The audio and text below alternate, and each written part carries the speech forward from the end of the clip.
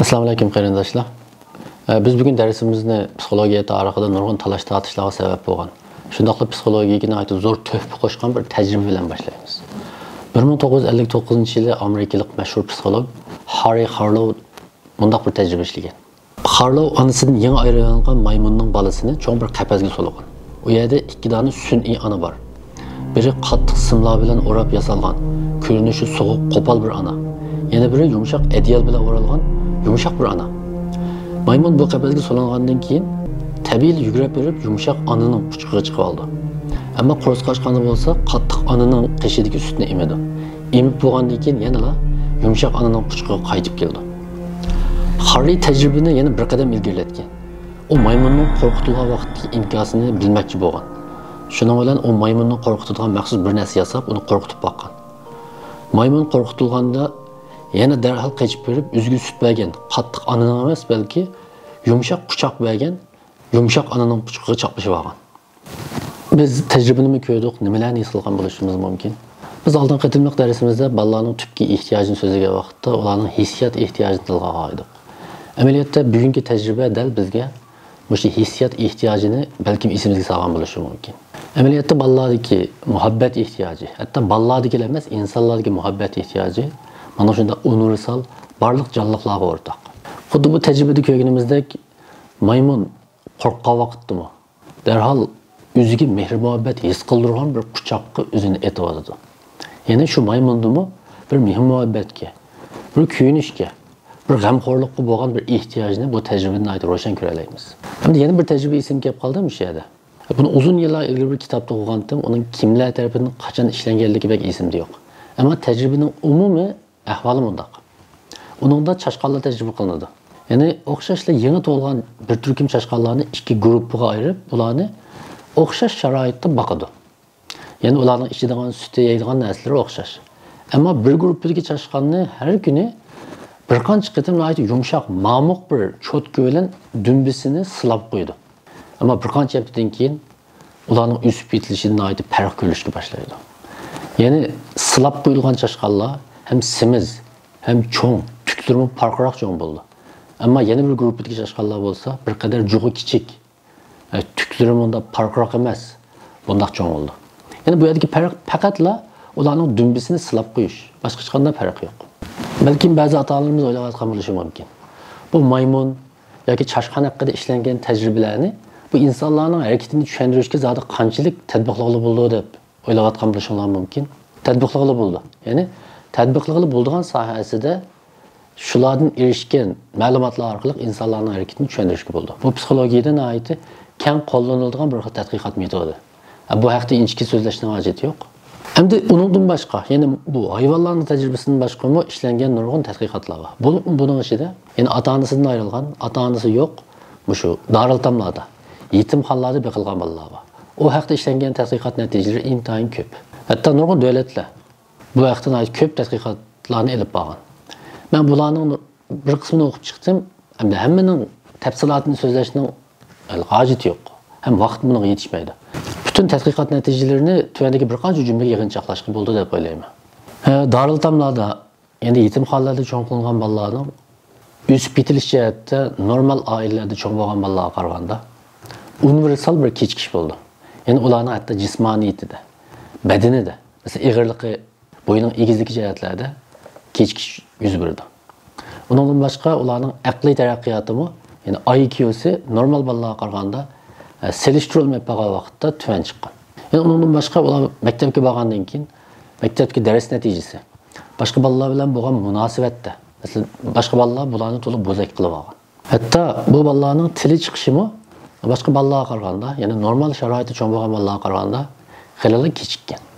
Yani umum jihatdan aytgan vaqtda yetimxonalarda, daraltamlarda cho'ng bo'lgan bolalar.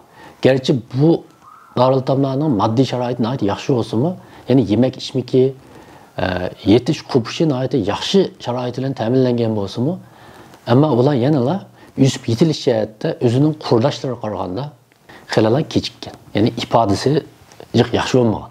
Endi bularning sababi nima? Bu haqda bu tajribani ishlaguvchilar bunda tushuntirdi. 1. Daraltamlardagi yetimxonalarda bularning holidan xabar olgan boquvchilar doim almashib turdi. Ba'zi xizmat almashtirish sababidan bo'ldi, ba'zi ketidi, yana ba'zileri kelidi. Yani balalar o'zining hayotida o'zi to'liq o'zini topshira oladigan, ishini oladigan, uning mehr muhabbatiga butunlay o'zini qo'yib etib turib topshira oladigan cho'nglar bo'lmaydi. Ya'ni endi bir boqquchi bilan kelishib, qamlashib, bu meni yaxshi ko'rdi ekan. Men o'zimni butunlay buniga topshirsam, bexatar xotirjam his qila oladi ekanman degan vaqtda bu almashib ketdi. Shuning bilan yana bir keldi. Bu munosabatni ular endi qurgan vaqtda o'xshashlar bumi ketib qoldi. Shuning bilan bu bolalar, yana bu bolalarning hayotida ularni xotirjam his qildiradigan, ularga bir bexatar hissiyot bog'lanishini ta'minlay oladigan uzoqqacha mavjud bo'la oladigan, eng muhimi. Bir cho'ng odam bo'lmaydi. Bu yerdagi uzoqqacha mavjud bo'la oladigan degan gap intayin muhim. Mesela oilalarda unday emas. Oilalarda ota-ona uzoqqacha mavjud bo'la oladi, shuning bilan bolalar bilan ularning orasida bir mustahkam bir bog' qurila oladi. Ammo yetimxonalarda, daraltamlarda unday emas. Buna bo'lg'achqa ularning hayotidagi bu cho'ng odamdan birisi bo'lishga tegishli bu bo'shliq to'liqlanmaydi. Bu bolalar psixologiyasidan aytib mashhur bir nazariya bor. Bog'lanish nazariyasi deydigan. Yani İngilizce buni attachment theory. Bu vaqtda iznishni xohlaydiganlar izni baxsanlar bo'ldi. Farzand tarbiyasi uchun aytdim muhim nazariyalarning biri deb qaraladi. Shu nazariyaning yadrolik qarashi nima desa, bolalar o'zining boqquchisi bilan uzoq muddatlik ishonch bir hissiyot beg'i o'rnata olish kerak. Bu hissiyot beg'i ularning keyingi hayotida hissiyot taraqqiyotida bo'libmi, favqulodda muhim o'ringa ega. Bolalar o'zining boqquchisi bilan qurgan bu hissiyot asosiga tayinib turib, andan keyin o'zining hissiyot olamini shakllantirdi va taraqqiy qildirdi. Agar bunda bir fursatdan mahrum qolsa, o vaqtda bu bolalarning hissiyot jihati sog'lom yetilishi ig'ir darajada daxli-tarzga uchraydi. Yana bir jihatni aytgan vaqtda bolalar o'zining boqquchilaridan, oilasida bo'lsa ota-onasidan ko'rgan bu doimlik, uzilmas mehr muhabbat orqali o'zining suyulishga, yaxshi ko'rilishga, qadr qimmatini qilishga arziydigan bir jon egasi ekanligini his qiladi. Mushuni anqirishga boshlaydi. Mushu anqirishning o'zi amaliyotda bolalarning o'ziga bo'lgan ishonchisini barpo qiladigan qadam mushu. Ya'ni bolalar menga mening eng yaqin odamlarim o'ch emas ekan, meni yaxshi ko'rdi ekan.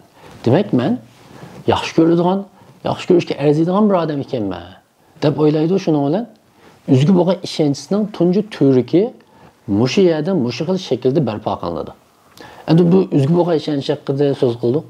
İnşallah keyin bu vaqtda biz maxsus dars qilamiz. Chunki bu bolalarning o'sib yetilishi uchun, psixik jihat sog'lom bo'lishi uchun emas, balki buningdan keyingi hayotida bir muvaffaqiyatli hayot qurish uchun, mayli kasbda, mayli ijtimoiy hayotda, hatto keyingi oila hayotida bir baxtli, bir xushallikqa ega bir oila hayotiga ega bo'lish uchunmi, o'ziga bo'lgan ishonch intayin muhim. Men faqat Carl Rogers ismli bir psixologning bir so'zini sizlarga eslatay. Bu 20-asrda o'tgan 10 mashhur psixologning biri. Uning bunday bir gapi bor.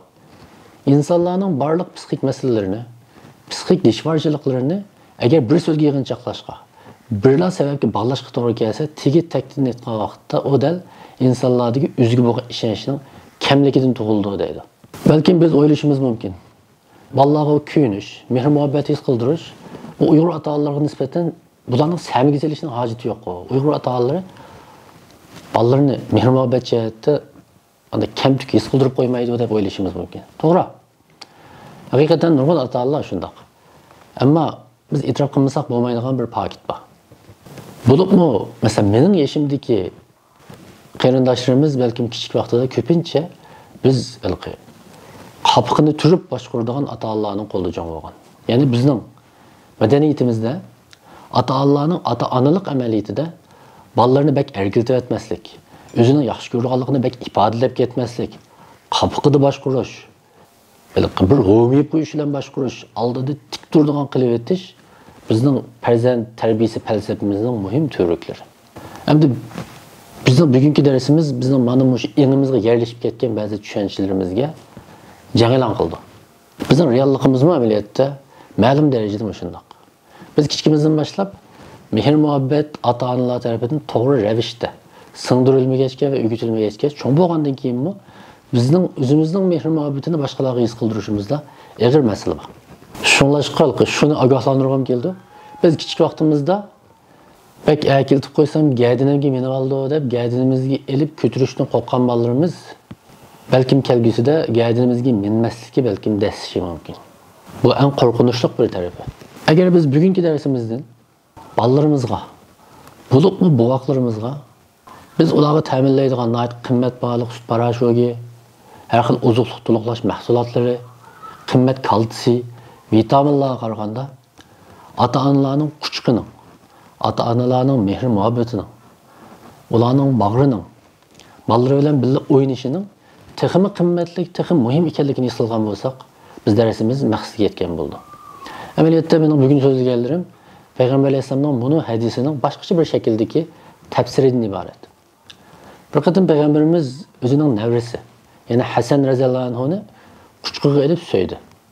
Shuning bilan buni ko'rgan yonda turgan bir Arab Tamim qabilasidan ismi Aqra ibn Habis.